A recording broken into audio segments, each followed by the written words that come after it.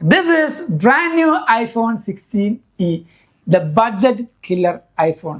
ഇനി ഏറ്റവും കൂടുതൽ വിറ്റഴിയാൻ പോകുന്ന ഒരു ഐഫോൺ സീരീസ് തന്നെയാണ് ഈ കാണുന്നത്. ഇത് ഞാൻ പറഞ്ഞല്ല, ആപ്പിൾ ഒഫീഷ്യലി പറഞ്ഞിരിക്കുകയാണ്. ഒരു സ്പെസിഫൈഡ് കാറ്റഗറി ഓഫ് ആൾക്കാർ തന്നെ ആപ്പിൾ ഇതിനു വേണ്ടി ഫോക്കസ് ചെയ്യുന്നുണ്ട്.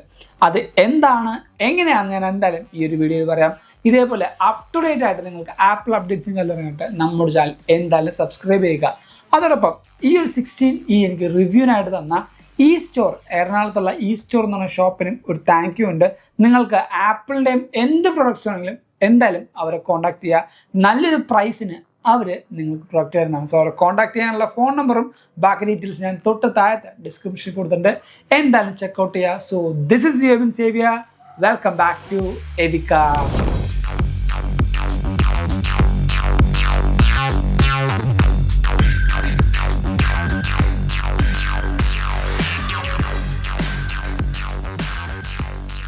ഏറ്റവും ആദ്യം നമുക്ക് ഈ ഒരു ഡിവൈസിൻ്റെ കുറച്ച് ഗുഡ് ക്വാളിറ്റീസ് ചെക്ക് ചെയ്യാം. ഡിസ്പ്ലേ തന്നെ സ്റ്റാർട്ട് ചെയ്യാം. ഒരു 6.1 ഇഞ്ചിൻ്റെ സൂപ്പർ റെറ്റിന എക്സ്ട്രാ ഡിസ്പ്ലേ ആണ് ഈ ഒരു ഡിവൈസിൽ നമുക്ക് ലഭിക്കുന്നത്. അതുകൊണ്ട് തന്നെ അത്യാവശ്യം ഡീസൻ്റായ ബ്ലാക്കും വൈറ്റും കളർ കോൺട്രാസ്റ്റും ഈ ഒരു ഡിവൈസിൽ ലഭിക്കുന്നുണ്ട്. ആൻഡ് ഫുൾ ഡിസ്പ്ലേ ആയതുകൊണ്ട് തന്നെ ഒരു ഫേസ് ID ഒതൻറ്റിക്കേഷനാണ് ഈ ഒരു ഡിവൈസിൽ നിങ്ങൾക്ക് ലഭിക്കുന്നത്. So by touch ID. ഇപ്പോൾ വന്നിരിക്കുന്ന എല്ലാ ഡിവൈസിലേക്കും ഈ പറഞ്ഞ ഫേസ് ID ഒതൻറ്റിക്കേഷൻ ഫാസ്റ്റും സെക്യൂർ ആയിട്ട് തന്നെ നിങ്ങൾക്ക് ചെയ്യാൻ പറ്റും. ഇനി അടുത്തൊരു കാര്യമാണ് സിലിക്കൺ മെയ്ഡ് ചിപ്സെറ്റ് എന്ന് പറയുന്നത്. ആപ്പിളിന് തന്നെ ഒരു C1 എന്ന് പറഞ്ഞ പുതിയ ചിപ്സെറ്റും ആപ്പിൾ ഇതിൽ ഇൻട്രൊഡ്യൂസ് ചെയ്യുന്നുണ്ട്. എന്താണ് ഈ പറഞ്ഞ C1 ചിപ്പിൻ്റെ ഏറ്റവും വലിയ ഗുണം എന്ന് പറഞ്ഞാൽ, ഇത്രയും നാൾ നമ്മൾ ഉപയോഗിച്ച കോൾകോം ചിപ്സെറ്റ് മോഡം 4G-ന്ന് 5G-ലേക്കും 5G-ന്ന് 4G-ലേക്കും ആ ഒരു ഡാറ്റ അല്ലെങ്കിൽ കണക്ഷൻ സ്വിച്ച് ചെയ്യുമ്പോൾ ബാറ്ററി ജ്യൂസ് നന്നായിട്ട് കൺസ്യൂം ചെയ്യായിരുന്നു. ആ ഒരു ഇഷ്യൂ ഈ പറഞ്ഞ C1 എന്ന ചിപ്പ് നല്ല രീതിക്ക് സോൾവ് ചെയ്യുന്നുണ്ട്. ഈ പറയുന്ന ഡാറ്റകൾ അല്ലെങ്കിൽ ഈ പറഞ്ഞ കണക്ഷൻ സ്വിച്ച് ചെയ്യുമ്പോൾ ആ ഒരു സ്റ്റെബിലിറ്റി മെയിൻറ്റെയിൻ ചെയ്യുകയും ബാറ്ററി ജ്യൂസ് കൂടുതലായിട്ട് കൺസ്യൂം ചെയ്യാതിരിക്കാനും ഈ പറഞ്ഞ C1 ചിപ്പ് ഹെൽപ്പ് ചെയ്യുന്നുണ്ട്. മോർ ഓവർ ആപ്പിളിലൂടെ ഫോക്കസ് ചെയ്യുന്നത് ഡാറ്റ കണക്ടിവിറ്റി ഹൈ ആക്കാനല്ല, ബാറ്ററി ലൈഫ് കുറച്ചും കൂടെ ബെറ്റർ ആക്കാൻ വേണ്ടിയാണ്. അതുകൊണ്ട് തന്നെയാണ് ഈ ഒരു ഡിവൈസിൽ നമുക്ക് ബാറ്ററിയുടെ പ്ലേ ബാക്കും കുറച്ചധികം കൂടുതലായിട്ട് ടൈം എക്സ്റ്റെൻഡ് ആയിട്ട് ലഭിക്കുന്നുണ്ട്. ഐഫോൺ 16 വെച്ച് നോക്കുമ്പോൾ 16e കുറച്ചും കൂടെ നല്ല വലിയ ബാറ്ററിയാണ്, അല്ലെങ്കിൽ ബാറ്ററി ലൈഫാണ് നമുക്ക് തരുന്നത്. അടുത്തത് ഇനി ക്യാമറ ഡിപ്പാർട്ട്മെൻറ്റിലേക്ക് നോക്കുകയാണെങ്കിൽ 48 മെഗാ പിക്സലിൻ്റെ സിംഗിൾ ക്യാമറയാണ് ഇവിടെ ലഭിക്കുന്നത്. പക്ഷേ സിംഗിൾ ക്യാമറ ആണെങ്കിൽ പോലും വലിയ തരക്കേടില്ലാത്ത അത്യാവശ്യം ഡീസൻ്റായ ഫോട്ടോഗ്രാഫ്സും വീഡിയോഗ്രാഫ്സും ഈ ഒരു ഡിവൈസിൽ നിങ്ങൾക്ക് പ്രോപ്പറായിട്ട് ഷൂട്ട് ചെയ്യാൻ പറ്റും. ആൻഡ് ഈ ഒരു ഡിവൈസിൽ നിങ്ങൾക്ക് വരുന്നത് ഒരു ഓൾഡ് ജനറേഷൻ അല്ലെങ്കിൽ ലാസ്റ്റ് ജനറേഷൻ ഫോട്ടോഗ്രാഫിക് സ്റ്റൈലാണ്. 15-ലൊക്കെ നിങ്ങൾക്ക് ഡിവൈസ് യൂസ് ചെയ്യുമ്പോൾ വിവിഡ് മോഡൊക്കെ കിട്ടിയ ആ ഒരു എല്ലാ ഓപ്ഷൻസും ഈ പറഞ്ഞ 16e ലഭിക്കുന്നുണ്ട്. നമുക്കറിയാം ഐഫോൺ 16-ലും വിവിഡ് ഓപ്ഷൻ ലഭിക്കുന്നുണ്ട്. പക്ഷേ അത് കുറച്ചധികം പണിയാണ്, അല്ലെങ്കിൽ കുറച്ചധികം ഓപ്ഷൻസ് നമ്മൾ ഓഫ് ചെയ്താൽ മാത്രമാണ് ഈ പറഞ്ഞ വിവിഡ് മോഡ് നമുക്ക് ആക്ടിവേറ്റ് ചെയ്യാൻ പറ്റുള്ളൂ. പക്ഷേ 16e ഈ പറഞ്ഞ വിവിഡ് മോഡും ബാക്കി എല്ലാ കാര്യങ്ങളും പഴയ ആ ഐഫോൺ 15 ആ ഒരു മോഡലുള്ള പോലെ തന്നെ നമുക്ക് ലഭിക്കുന്നുണ്ട്.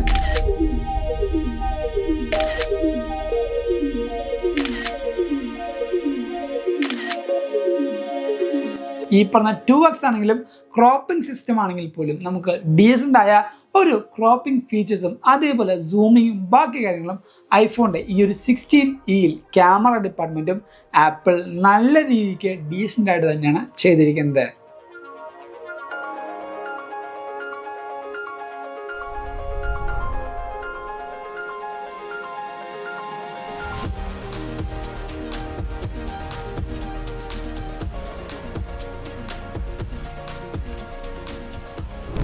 അടുത്തൊരു ലീപ് ജമ്പാണ് പ്രൊസസ്സർ എന്ന് പറയുന്നത്.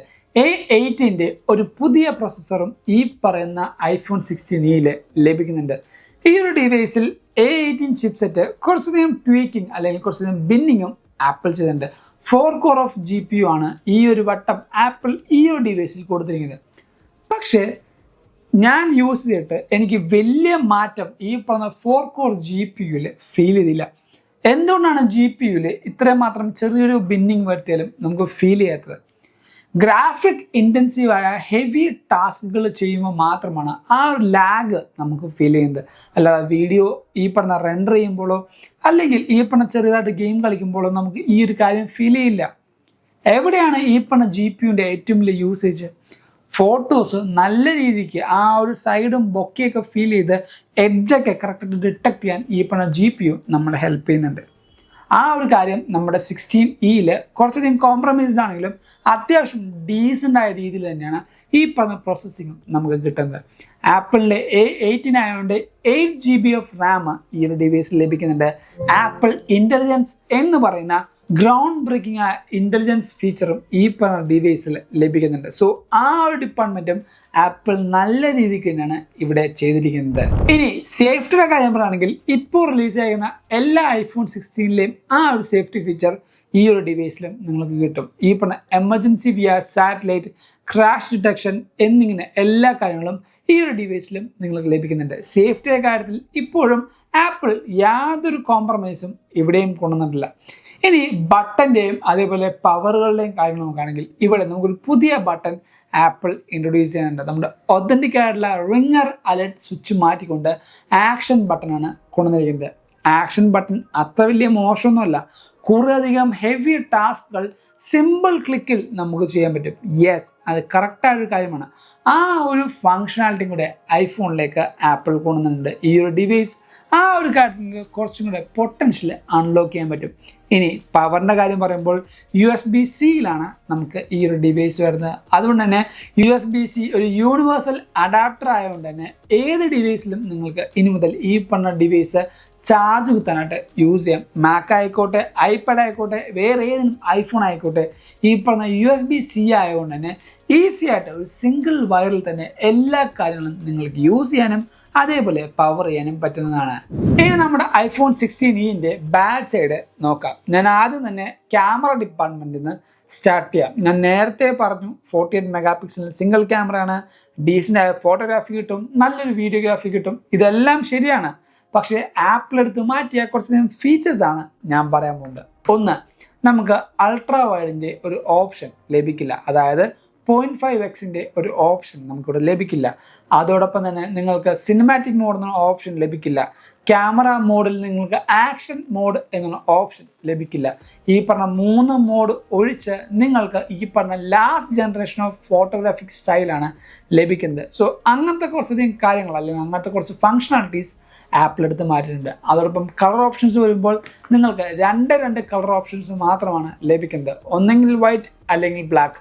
ഈ 2 കളേഴ്സ് അല്ലാതെ വേറൊരു കളർ ഓപ്ഷൻ നിങ്ങൾക്ക് വേണമെങ്കിൽ വേറെ 16 സീരീസിലേക്ക് നിങ്ങൾക്ക് നോക്കേണ്ടി വരും.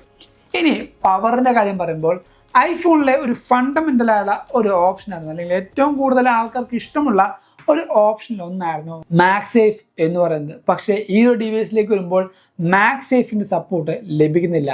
അതോടൊപ്പം തന്നെ നിങ്ങൾക്ക് ഒരു ലാസ്റ്റ് ജനറേഷൻ ഓഫ് അല്ലെങ്കിൽ older generation of wireless charging മെക്കാനിസമാണ് വന്നിരിക്കുന്നത്. ഓൾഡർ എന്ന് പറഞ്ഞാൽ നല്ല സ്ലോ ആയിട്ടുള്ള ഒരു വയർലെസ് ടെക്നോളജി തന്നെ.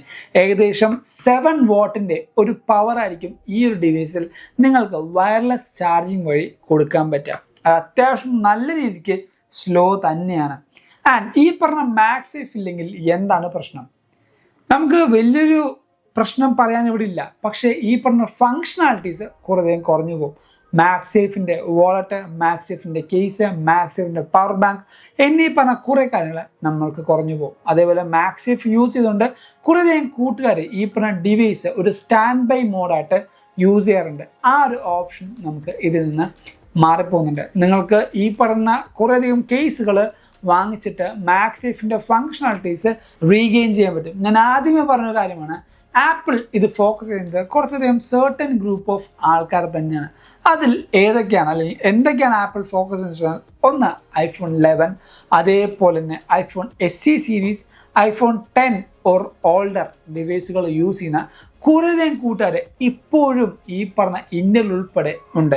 സോ അവരെല്ലാവരെയും ഫോക്കസ് ചെയ്തുകൊണ്ടാണ് ഈ ഒരു ഡിവൈസ് ആപ്പിൾ ഫോക്കസ് ചെയ്യുന്നത്. ഞാൻ ആദ്യമേ പറഞ്ഞായിരുന്നു, ഇത് ബഡ്ജറ്റ് കുറയാൻ പോകുന്ന ഒരു ഫോൺ തന്നെയാണ്. ഇപ്പോൾ 60,000 രൂപയാണെങ്കിലും കുറച്ച് നാളുകൾ കഴിയുമ്പോൾ ഒരു 3-6 മാസം കഴിയുമ്പോഴത്തേക്കും 50,000, 55,000 ആ ഒരു പ്രൈസിലേക്ക് ചിലപ്പോൾ അതിലും കുറവായിട്ട് ഈ ഒരു ഡിവൈസ് വരും. അങ്ങനെ വരുമ്പോൾ എൻട്രി ലെവലായിട്ടുള്ള ഐഫോൺ യൂസേഴ്സ്, ഇപ്പോൾ സ്വിച്ച് ചെയ്യാൻ വേണ്ടി വെയിറ്റ് ചെയ്യുന്ന ഐഫോൺ യൂസേഴ്സ്, ഇവരെല്ലാവരും എടുക്കാൻ പോകുന്നതും ഈ പറയുന്ന iPhone 16e എന്ന് പറഞ്ഞ മോഡലായിരിക്കും. അവർക്ക് ഈ പറഞ്ഞ മാക്സേഫ് സപ്പോർട്ട് ഇല്ലെങ്കിലും വയർലെസ് ചാർജിങ് ഇല്ലെങ്കിലും ഈ പറഞ്ഞ നേരത്തെ ഞാൻ സൂചിപ്പിച്ച എല്ലാ ഓപ്ഷൻസ് ഇല്ലെങ്കിൽ പോലും അവർ സാറ്റിസ്ഫൈഡ് ആണ്. കളർ ഓപ്ഷനില്ലേ ഒരു കേസ് ഇട്ടാൽ മതി, വേറെ ഒരു പ്രശ്നവും അവർക്ക് അതിൽ കാണാൻ പറ്റില്ല.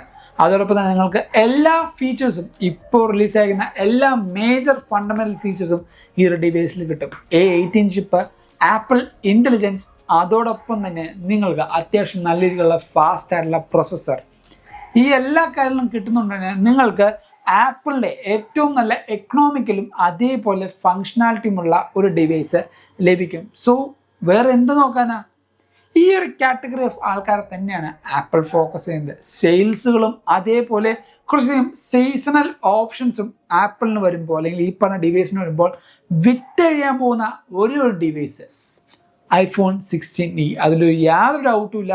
ദുബായിൽ നിന്നൊക്കെ ഇനി ഇന്ത്യയിലേക്ക് ഈ ഒരു ഡിവൈസിൻ്റെ ഒരു കുത്തൊഴുക്ക് തന്നെ കാണാൻ പറ്റും. ഇനി ഈ ഒരു ഡിവൈസിൽ അവസാനമായിട്ട് ആപ്പിൾ എടുത്ത് മാറ്റിയൊരു ഓപ്ഷനാണ് നമുക്ക് ഇതിലൊരു അൾട്രാ വൈഡിൻ്റെ ബാൻഡിൻ്റെ ഓപ്ഷൻ ആപ്പിൾ എടുത്ത് മാറ്റി. എന്താണ് അൾട്രാ വൈഡ് ബാൻഡ് എന്ന് ചോദിച്ചാൽ നമുക്ക് പ്രിസിഷൻ ഫൈൻഡിങ്ങിന് വേണ്ടിയുള്ള ഓപ്ഷനാണ് ഈ പറഞ്ഞ അൾട്രാ വൈഡ് ബാൻഡ് എന്ന് പറയുന്നത്. അതല്ലെങ്കിൽ U1 ചിപ്പ് എന്ന് പറയുന്നത്.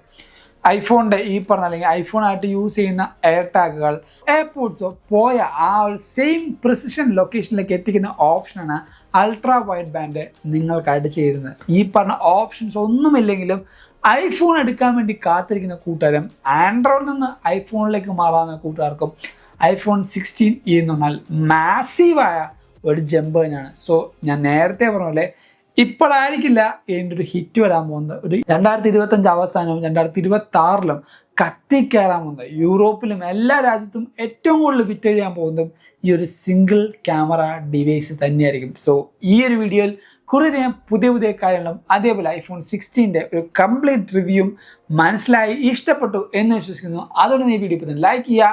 എല്ലാ കൂട്ടർക്കും ഈ ഒരു വീഡിയോ ഷെയർ ചെയ്തെടുക്കുക. ഇതുള്ള അടിപൊളിയ ആപ്പിൾ അപ്ഡേറ്റ്സും ബാക്കി കാര്യങ്ങളും പറയാനായിട്ട് നമ്മുടെ ചാനൽ എന്തായാലും സബ്സ്ക്രൈബ് ചെയ്യുക. ഇൻസ്റ്റാഗ്രാമിൽ കൂടെയും ഫേസ്ബുക്കിൽ കൂടെയും നിങ്ങൾക്ക് നമ്മളെ ഫോളോ ചെയ്യാം. ലിങ്ക് നമ്മുടെ ഡിസ്ക്രിപ്ഷൻ ബോക്സിൽ കൊടുക്കുന്നുണ്ട്. Thank you so much for watching for video.